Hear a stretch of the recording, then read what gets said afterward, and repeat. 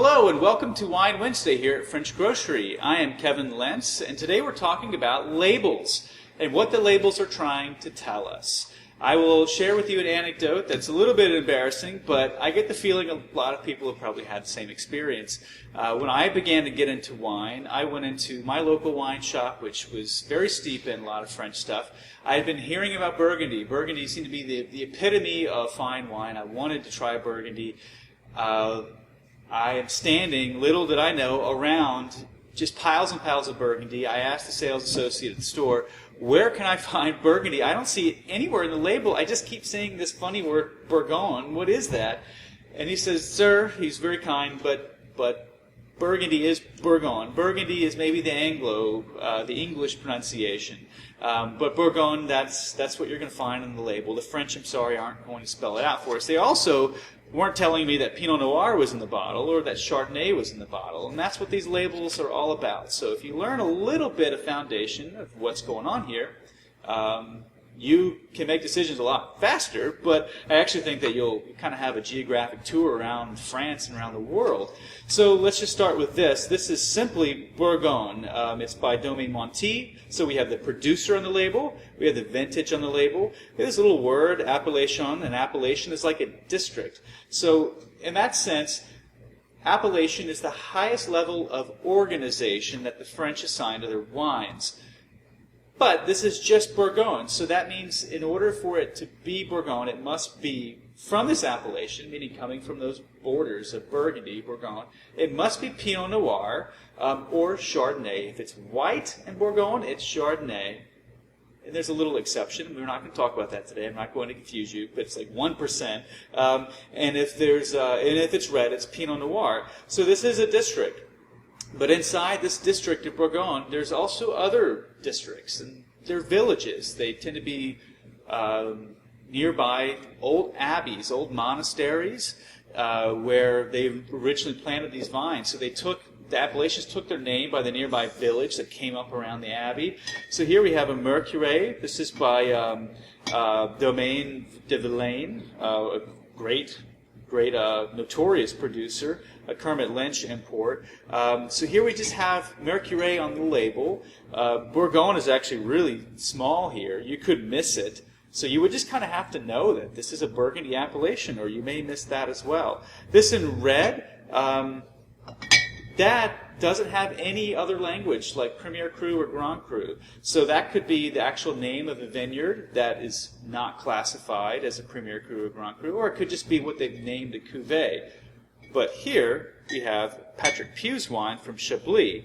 This says Chablis Premier Cru, and then it gives us the name Vaillant. That's the name of the vineyard, and that's Premier Cru vineyard. And long time ago, when the monks were initially planting their vines and tending to them, they began to discover that some places made better Chardonnay and better Pinot Noir than other places. So they assigned some Grand Cru, some Premier Cru, and some were simply not rated. So when you look on this label, you can tell the village nearby that it comes from, Chablis. You can tell that it's a Premier Cru. You can tell the vineyard. And if you explored even further, you knew the producer, you may be able to find which vines they owned, which vines they bought from. You may be able to go to that little place on the map. You may be able to meet the person that made the wine. This all has been a great foundation for the rest of the world. Everybody except for, I guess, the Germans have adopted some kind of formula like this. So here in Oregon, we have a great Oregon producer, Chehalem. They tell us here Stoller Vineyards. So that's the actual group of vines that this wine comes from, and it comes from Dundee Hills. That's sort of like the French appellation. That's the larger region. But then even outside of that, there's Willamette Valley, and that's an even larger appellation. So this tells us much more about where this wine came from than something that simply said, wine from Oregon or Willamette Valley wine. We also have things called IGP, and they're sort of sub-AOC or sub-appellation. And a lot of this is new since the European Union has gotten more involved and trying to formalize and make things a little bit easier to understand, and it's also, I think, been very good. You go back, a couple of decades ago, if not less time than that, this wine could have only been called table wine, French table wine. They couldn't have told you what was in there. They couldn't have told you where it came from. And that's too bad, because this wine's made by a great producer. It's delicious. It doesn't have an appellation like Côtes du Rhône, its neighbors, or Châteauneuf-du-Pape. But what they can tell us is what they call the wine, the brand, basically, in Vaucluse. And Vaucluse is a region on the map. They don't have as many regulations as an appellation does. They may broaden the scope of what you can plant there. They probably don't tell you when you must pick your grapes by, or when you must do this and that, how you must vinify your wine. There's more flexibility, but there's also, because of less control, there may be less consistency. The nice thing is, though, is a lot of really great producers, like the producer of this wine, makes really high-end appellation wine, but they also make wine like this that is a little bit easier for us to pay for and drink every day, and they're still really satisfying. And here we have a Saint-Joseph, another great appellation, but from a part of France that doesn't have the Premier Cru and Grand Cru traditions.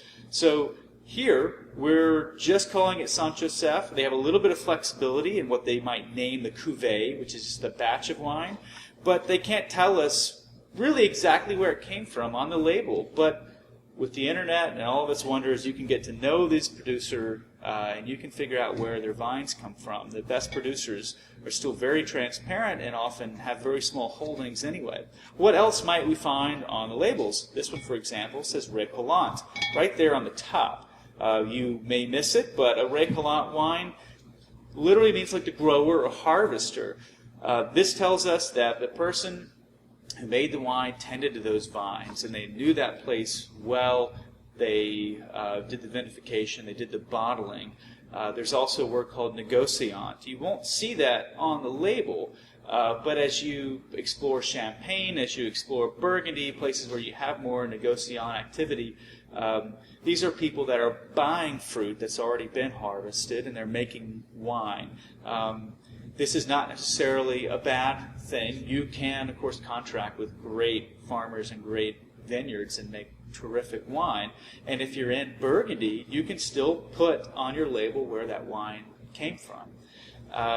What else can we see on labels? The word chateau gets thrown around a lot. Unfortunately, that could literally be a woodshed. It doesn't have to be a big glamorous place. They will always put a picture of a glamorous chateau on a label, but that is not always indicative of anything. That just means that they lived in a nice place at the very best. But in Bordeaux, it's a little bit harder to tell, but they do have appellation system as well, and villages. And it can get a little bit murky. I love it, at least starting with Burgundy, because it is so easy to explain how things work out from there. What else might we find? We might find domain, and domain does imply that there's actually an estate involved here. There actually are owned vineyards involved. Maison, it's a little less murky. It doesn't imply all that. There's all kinds of language. But, like I said, the Internet's a wonderful place, and you can learn about all of it. This is a pretty good foundation.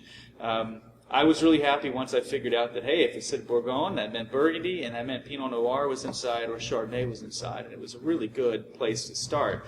If it says Châteauneuf-du-Pape, it means it comes from this little tiny place in the map, but guess what? Châteauneuf-du-Pape has something like 13 allowable grapes. It could be a blend of any of those.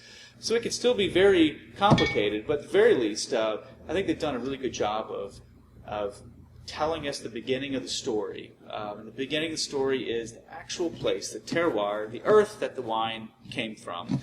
And the next part of the story is up to you, and that's to open up a bottle, drink it, and figure out what wine from that place tastes like. So thanks again to the French for providing something that the rest of the world has really caught on to in the last few generations. Come into French Grocery, talk to me about wine anytime. I'm Kevin. I will easily help match you up with something that you're interested in from a geographical standpoint, or simply just having something delicious to drink with your dinner tonight. See you next week.